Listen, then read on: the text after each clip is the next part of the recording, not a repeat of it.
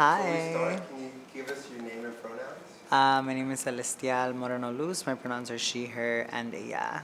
Thank you. Now, before we start talking about art and politics, I want to ask you about yourself. Who are you? Can you tell us about yourself as a person before we talk about art? And how do you tell your story? Yeah, so again, I'm Xelestiál Moreno Luz. I currently live in unceded Kumeyaay territory, also known as San Diego, California. I'm originally from South Central, Southeast LA, also known as occupied avant-garde territory.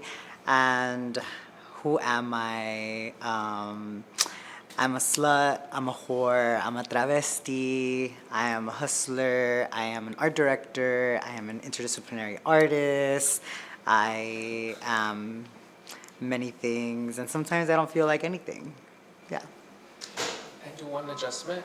Can I slide you a little closer to the camera? You just drifted a little. There you go. Did we catch that though? Was that good? Yeah, that's good. All That's right. good. Just a minor Perfect. small thing. All right. Well, you mentioned you're from South Central, and I love the shout out to Tavangar. So I always think about that and sort of like the land that we occupy. But can you tell us a little bit more about where you grew up and how this place informs your identity? Yeah, I'm from South Central, Southeast LA, and my parents both migrated from distinct parts of Latin America. My mom is from La Ciudad de Mexico, also her upbringing is also from Ecatepec, and my dad is from Santa Ana, El Salvador, and they both met here in Los Angeles. And so growing up in Southeast LA, then during my teenage years going to South Central LA, I think it's really important for me because it made my identity as well as my art practice be very specific to working with folks who are impacted by racial capitalism. And so the ways in which our labor, both like affective and physical, is demonized, criminalized, is really important for me to address and to bring forth in my work and in my identity, just because I saw how my communities were ostracized and villainized in those ways. So I think being from these communities that are considered marginalized, peripheralized, is why I am who I am today. Yeah, I think that's really powerful. I think there's this spatial dynamic in South LA that really shapes its history, right? It's an over-policed area. It's systematically disinvested. It is structurally, through racial capitalism, created as this space that contains people of color in really violent ways. And I'm wondering if there's anything about that experience growing up there that you've carried forward in all the different hats that you wear. So I'm like always I always feel conflicted talking about my history with substance use disorder, specifically because I'm not trying to be like, oh, like because I'm from South Central Southeast LA, like I had easier access to substance use. But at the end of the day, like that was my reality specifically. And so because I live with substance use disorder, I'm in recovery. I've been in recovery for 3 years. That I'm always constantly thinking about producing cultural spaces that are that the I'm always interested in producing cultural spaces that are sober and sober inclusive. And so I think that because I carry that with me, how do I produce these kinds of spaces that are also accessible by communities in Southeast and South Central LA? I think it's funny when you talked about like spatiality, because even like growing up, a lot of the time, like I was always in that square. And when you mentioned spatiality, I thought of the 110, the 110, 10, 710, 105, and how like even that gridlock is so condensed in a lot of ways. And so that's all I spent my upbringing in that one particular square. Yeah. Now, I want us to get us to talk about your art. You know, you're a very accomplished artist in your own way. So I wonder if you could tell us, what sort of art do you make and why are you driven to make it? Also, what sort of topics do you explore in your art and what political relevance does it have for the advocacy that you are a part of? It's a lot of questions in one, so I'll just try to narrate as best as I can. My art is kind of has really been shifting the past couple of years. I think I was really like invested in creating art that's for like LGBTQ plus folks and making works that talk about visibility. But as I've become more, I don't know, I think as I've become more conscious to the way that visibility has actually been really detrimental to trans people, I sort of am not interested in producing work that makes feel people. I'm not interested in producing work that makes people comfortable, and so a lot of the work that I do is around sex worker politics, trans politics, travesti politics. I'm really interested in how the body is a source of knowledge production. I'm really interested in how do we confront the coloniality of transgender.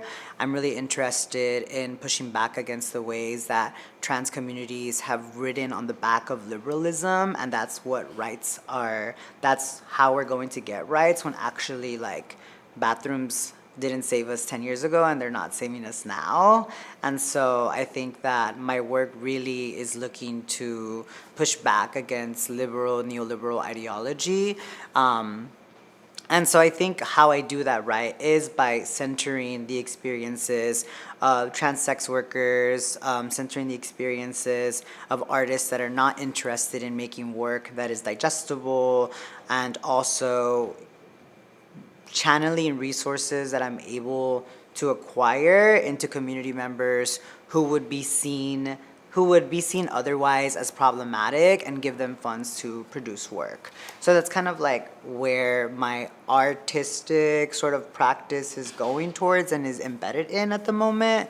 And so my art practice primarily is based in lens-based approaches. So I do photography and cinematography. Right now I'm working on a Two-Spirit calendar of Two-Spirit youth. Most of them are based in Tobangar territories, but we do have some folks from that are Dene in the calendar as well as Blackfoot. So I'm really excited to see like how that sort of translates in the work, which is needless to say that I'm also really interested in design and print matter.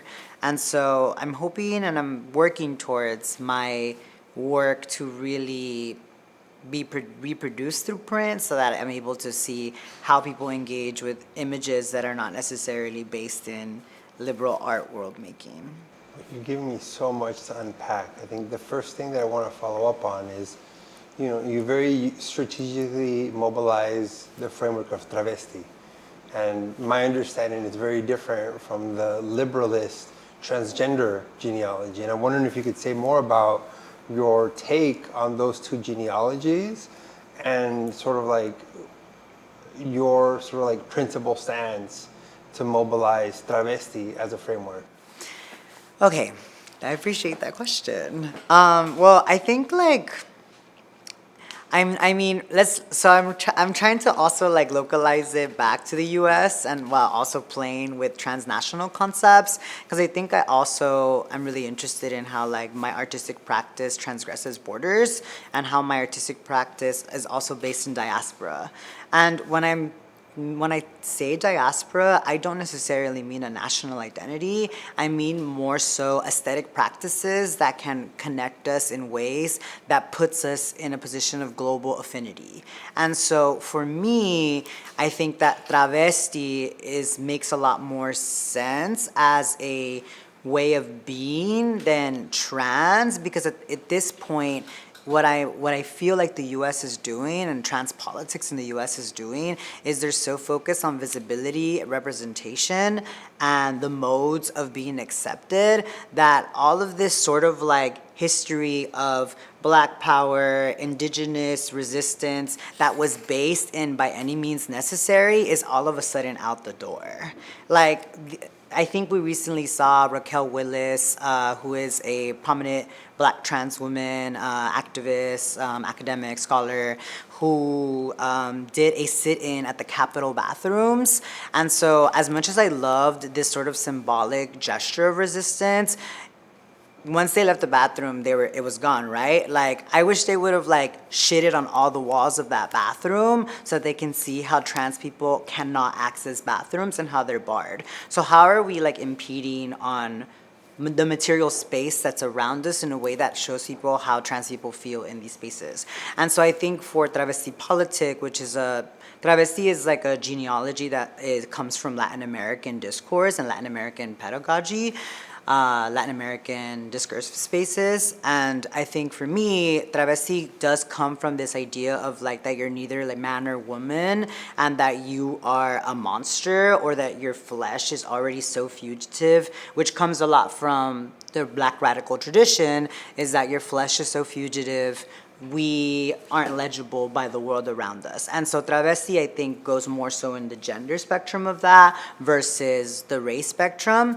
But of course they intersect. I don't want to deny that either. And that being said, the travesti also comes from a lineage of being, just to put it in like digestible words, being poor, right? Like living in the periphery, being able to navigate space in a way that like makes you a hustler. And so this idea of like being gender monstrous makes a lot more sense to me versus being trans in the context of the US and like striving for legibility. Because at this point it's like, it's all a trap. And so I'm not really interested in these like visible, legible works that make people feel safe. Because if I'm not safe, why should you be safe? And so that's just sort of why I'm really interested in travesti versus trans. That doesn't mean that I am also, as a trans woman, I also just want to be very like mindful that like I also did do things to make me legible, right? Like I had the surgeries, I did the hormones, I did all these things, but I also did them out of like the safety of to be in my own body, right? And now that I'm here, like of course it's much easier for me to be like, oh, forget trans US politics, I'm a travesti, blah blah blah, because I'm already in and my body is in a space of legibility in some ways and in some ways not. But I think I'm also always racialized. And so through that racialization, I am not safe in this country. And then in Latin America, I'm not safe because I'm a woman, all these other things. So there's just these like constant ways of renegotiating how I can occupy space that I think for me, travesti just feels so right to me, because it's very much like, it's very much by the modes of by any means necessary.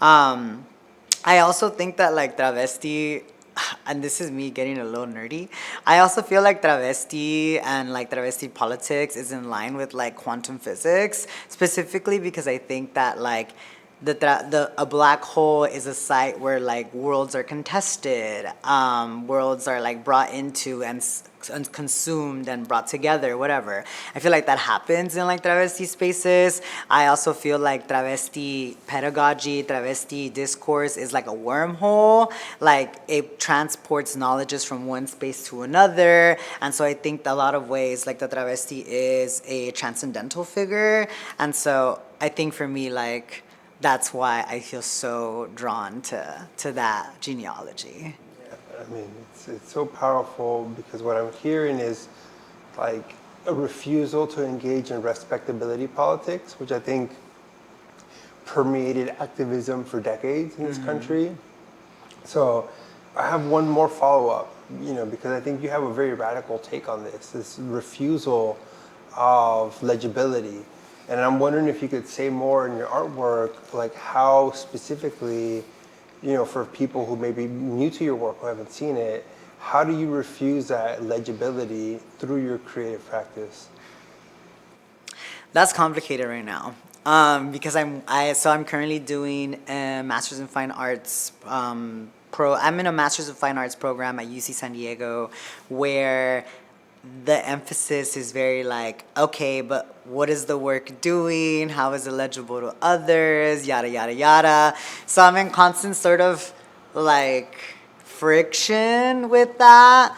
Um, it's so hard. I think that how then I'm try to get my work to be somewhat legible is like, or sorry, how I participate in a process of refusal in the work that I produce is by continuously centering putas, sex workers, whores, these figures that are really, I feel like sex workers, whores, putas were all used as martyrs in movements, right? I think even like in the contemporary US LGBTQ genealogy, the ideal or sort of the way we talk about the Stonewall riots was like, it was Marsha P. Johnson who threw the first brick. And I'm just like, she was a whore, right? Like she was selling puss. And like, what are we doing for trans women selling puss?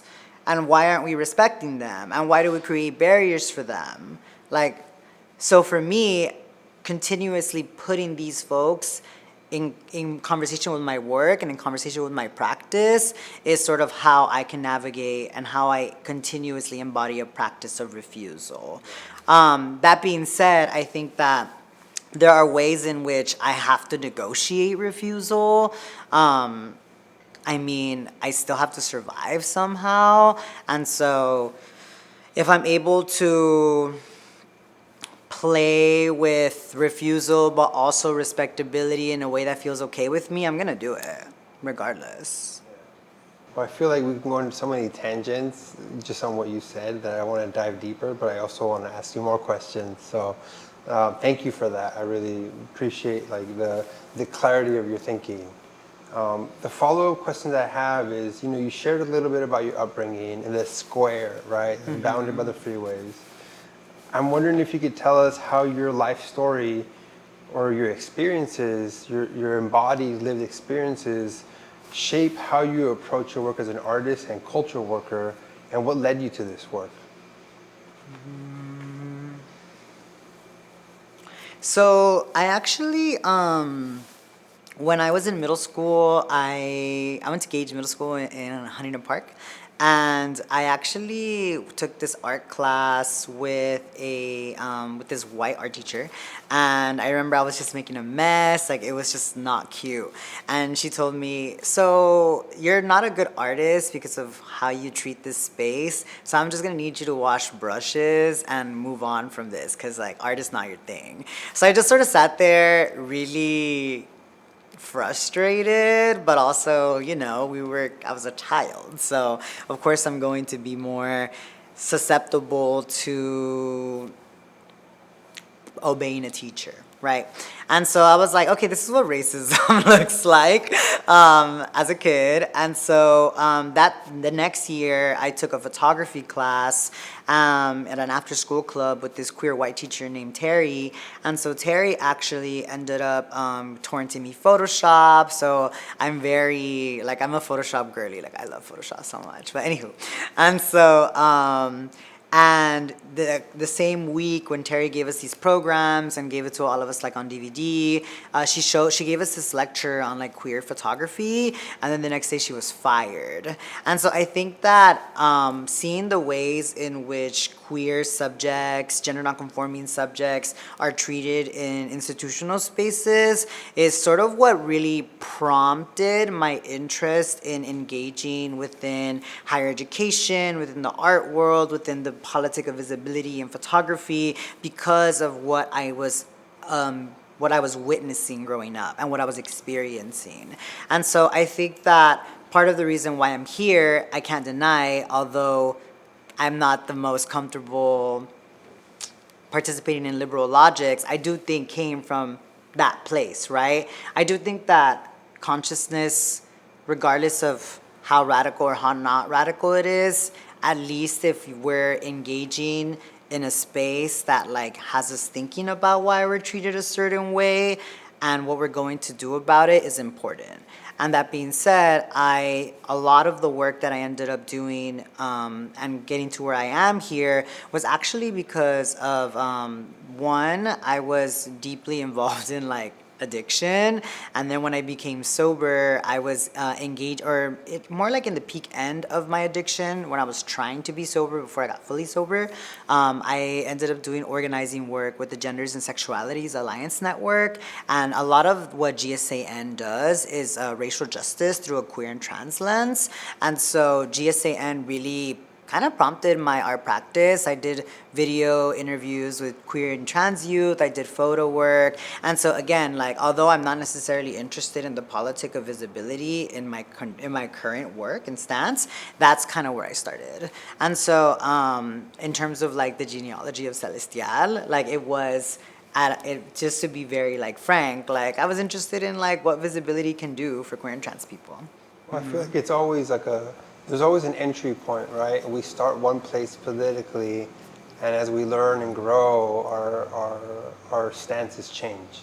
So I think I love hearing how you started in one point, propelled by this teacher, and it's gotten you somewhere completely in a different realm. But I still think in a lot of ways, like your work is very socially engaged in very important ways, especially in the ways that you focus on sex workers, which I think it's a very romanticized in a lot of ways subjectivity, right? So I'm wondering if you could tell us, what do you see as the role of artists in articulating political critique, and why does this work matter to you? So when artists are articulating political critique, we need to do a lot of listening. We need to do a lot of listening. It's not just doing. We also need to, this is me being shady. We also need a lot of therapy, because folks do things that you're working with that may make you feel like it's personal when really it's institutional, right? I think like I can't be offended if, like me being sober, right? Like I can't be offended if a sex worker is like doing a bunch of coke in front of me. Like I'm just like, what am I gonna say? Like, hey, I'm sober, can you stop? Like, no. So in order to really be engaged in processes of political critique, you need to have a deep understanding of yourself in order to be working with people who may or may not be more marginalized than you. So I do think that's really important. And so I think when we're talking about like artists that are interested in participating in social movement and being activists and being artivists and whatnot, I think some things that I question is sort of like why? Like, why are you interested in this work? What is it doing? Who is it serving? I think for me, one of the reasons why I even feel comfortable engaging in sex work advocacy, sex work critique, sex work politic, travesti politic, is because I've engaged in sex work. I don't know if I would have, and so I think because I've engaged with sex work, and because I do engage with sex work, I think that the gaze becomes very different. And so questioning who the gaze belongs to, what the gaze is doing, I think is also really important, and how are artists articulating that in their work. Humanism can only go so far, right? Like, oh, because we're all human, okay, and this human is getting paid, you're getting a 6-figure salary as a human, and this person gets less than 15K a year. Like, you're not the same human. So those are things I think about. Yeah, no, I love that critique of humanist discourse, which I think is used in liberal politics as like a guiding principle, right? But I also, I know that you have your own organization, which I think it seems to me, I don't want to project this, like an extension of your work, not only as an artist, but as a culture worker. And so I'm wondering, like, you run Saturn's Wish, and I'm wondering if you could share with us a little bit about Saturn's Wish as an organization and how it fits into your vision of the cultural labor that you perform. So I think Saturn's Wish is a transgender, expansive, intersex arts and culture organization based in SoCal, and we have primarily been working out of LA, but because of the different funding sources we've gotten, we've been able to do work with communities in Latin America and support with mutual aid along the lines of surgery, housing, food, things of that nature. And so And so the org is really arts and culture based, that we're uplifting communities that ID as artists and cultural workers. And so Saturn's Wish is, I appreciate you offering or reflecting, pointing out, observing these observations. Saturn's Wish is an extension of who I am as an artist, cultural worker, culture bearer person. It also came out of the need that I think the arts and culture sector, again, like, I don't know any orgs giving funding to artists that are sex workers. Like, in the arts and culture sector specifically, like, arts and culture organizations are not talking about people who sell their bodies as a form of income. And that's a problem. It's a problem because that continues the stigmatization that sex workers experience. And I understand that I understand that people feel uncomfortable with sex work because it's sort of painted as this thing that it's like, I have no other means, and so this is why people do sex work, and so we need to not advocate for that because people's bodies are being used. I'm like, okay, what if we reframe that and it's like, what are institutions doing that are causing people to do sex work? And instead of putting the blame on the subject. Right, so I think that is one of my biggest issues with the critique of sex work, as well as sort of these concepts of trafficking and all these things that happen. It's like, okay, that's fine, but then why is legislation being passed that targets the individual versus legislation or policies that create conditions that are livable for communities engaging in sex work? And so I think that my work in Saturn's Wish, aside from participating in this mutual aid structure, I try to be very intentional with it being specific to artists who are engaged in art practice. I think even, again, we talk about like trajectory building. I was very interested at first for Saturn's Wish to be a space that people can explore art, right? But I think that because of the climate we live in, that artists like need more spaces tailored for them. I'm much more interested in it being more of a developmental space for artists and art practitioners and cultural workers than just like a space of exploration. And not that artists and practitioners and cultural workers can't be explorers, but I mean so more in the ways that, like, I don't know, an organization like Art Division just like engages with like the landscape of like training underserved artists in the visual arts when like all the artists that they're training are like white kids from the suburbs. You know what I mean? Like, so that was really shady of me. And also, you don't have to edit it out. Leave it there. I'm talking to you, Dan McCleary.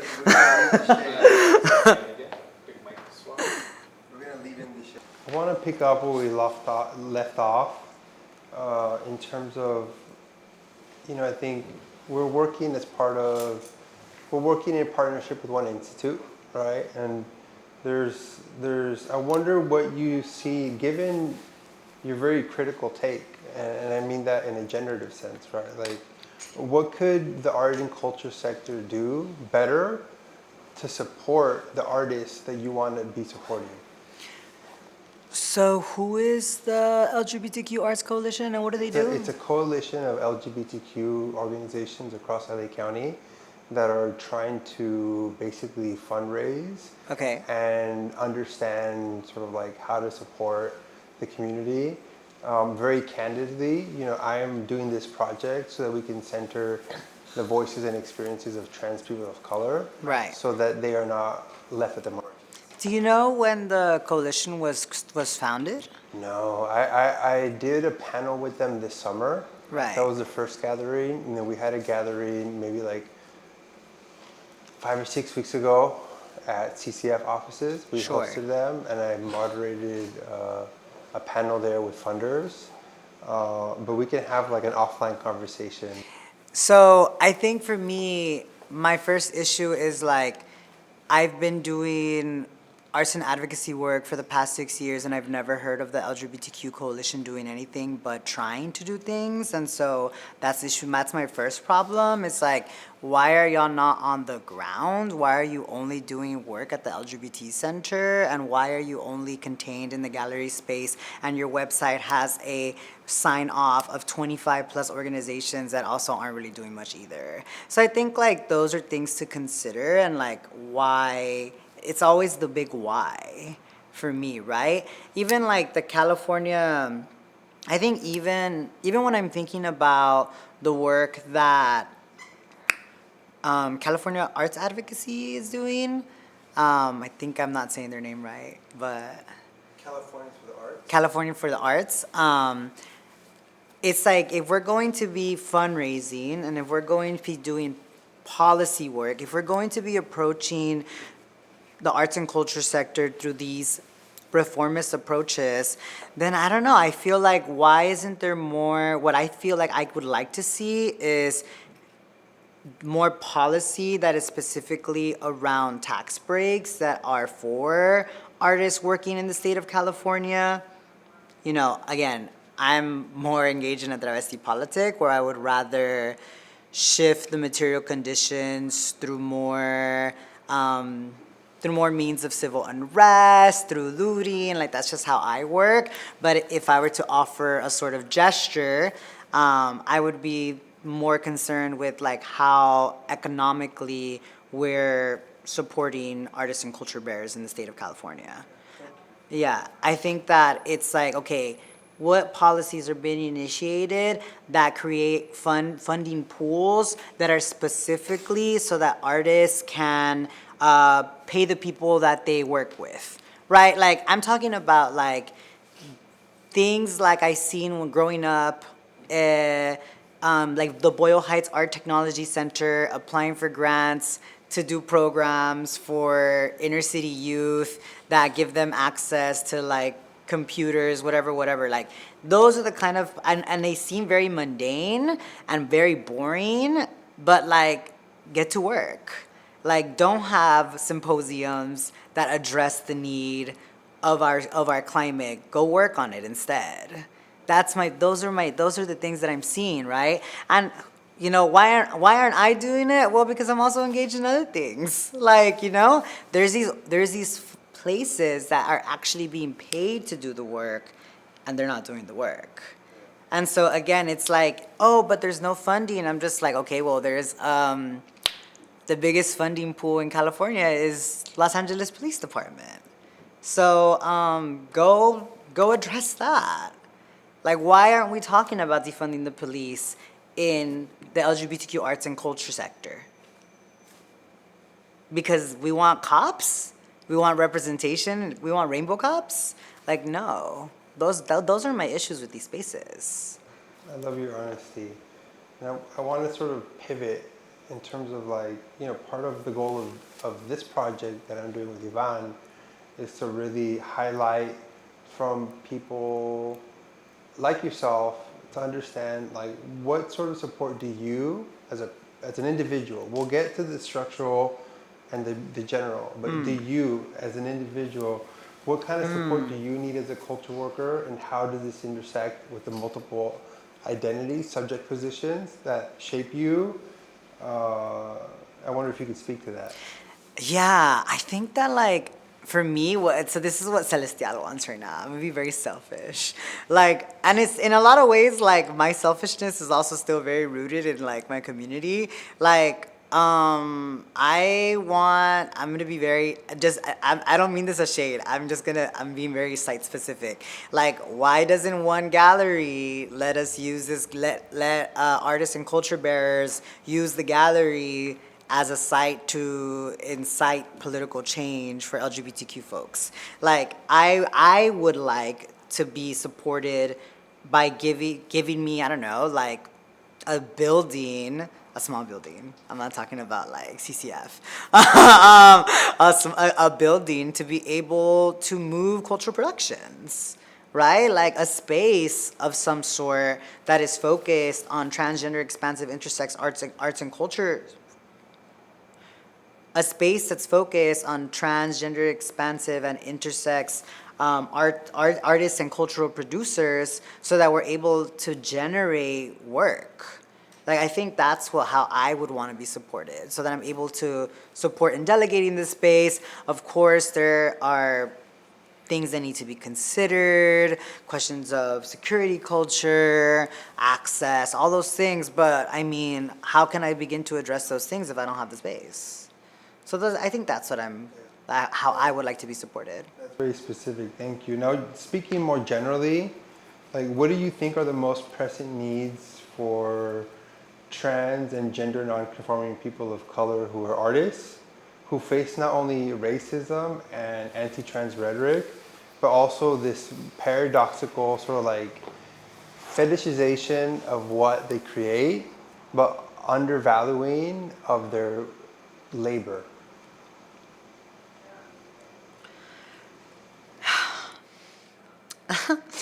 I am at a very tumultuous place with this question, because, like, yes, like, travesti, trans people need access to resources, but my needs aren't any different than the cis homeless person, the cis houseless person that's outside of this gallery.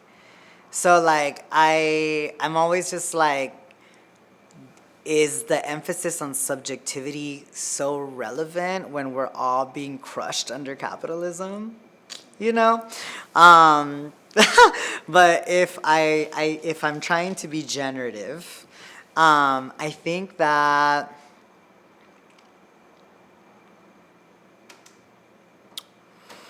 it would be worth supporting. Yeah, I don't know. This is hard. Can you ask me the question again? Yeah, well, I appreciate you sort of like pushing back and problematizing even the premise of the question. That's Yeah. part of why I wanted you here, because I knew you would do that. But, you know, in terms of like, maybe I'll reframe it, Okay. given like what you articulated, right? Like, I'm really interested in thinking about like this paradox that I mentioned, where like the objects that artists create are hypervalorized in capitalist consumption and capital accumulation and the creation of value, but the labor that artists perform is undervalued. And, you know, one of the systemic things that I see from my purview is artists, whether you're a person of color, whether you're trans or you're not, or a cisgendered white artist, there's intersecting levels of privilege that come into that. But on the whole, creative labor is not valued and not resourced properly.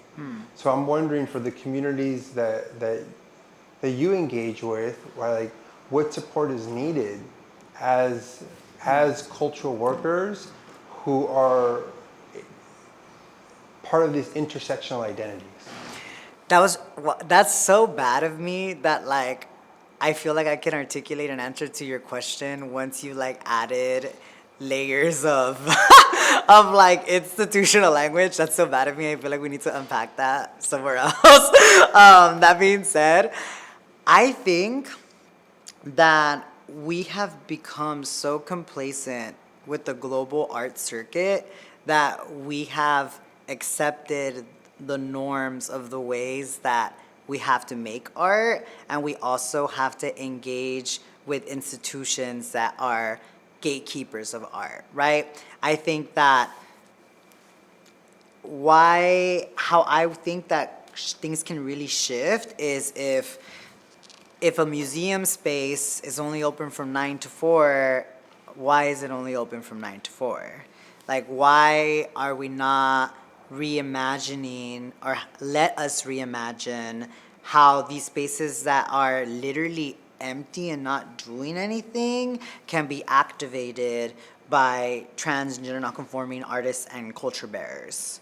I think that those are strategic ways in which we can reimagine our labor and have it mean something to at least us. Because labor has been defined by these racist capitalist institutions, and not only is it defined, when I mean defined, they even tell us like what they want us to look like, right? We have artists out here, trans artists, queer artists, that are literally doing performance work where like they shed their own blood to be made a spectacle of, then be consumed. Like you're bleeding for capitalism, literally, and people have made that a norm. And so I'm really interested in challenging those ways in which the institution feels like they know what's best for us. That isn't to say that there aren't agents, cyborgs, decolonial thinkers in the institution that are reconceptualizing the language of the institution and then giving us an opportunity to reflect on how we can engage in that respectability and digest it and throw it out a different way. And those works are really important and critical and part of an anti-colonial genealogy. But still, like, how are we engaging? Are people thinking about that? Or are they only just regurgitating what we're being taught? So I feel like that's kind of like how I would like these global circuits to be addressed. I want them to be addressed more by questioning, by challenging, by repositioning how we're engaging in the space, by also the agents of these spaces also questioning their own positionality and redistributing that capital and power into community members who may not be deemed valorized enough, and just let them have it anyways. So that's how I feel about your question. I love that. I think the next question is our last question. It's kind of a loaded question, so feel free to problematize it, unpack it, challenge it. You know, one of the things that we're trying to think about, you know, as you know, Ivan and I are in grad school, and we had this amazing guest lecture from a professor. You know, he co-edited a volume on sort of radical movements going back to the 60s. And one of the things he said is like, if you want to find a solution to the problem, you listen to the people closest to it, right? So I want to ask you this question. Feel free to problematize it. What is your vision for a trans future or travesti future, if you want? And what does liberation look like for you?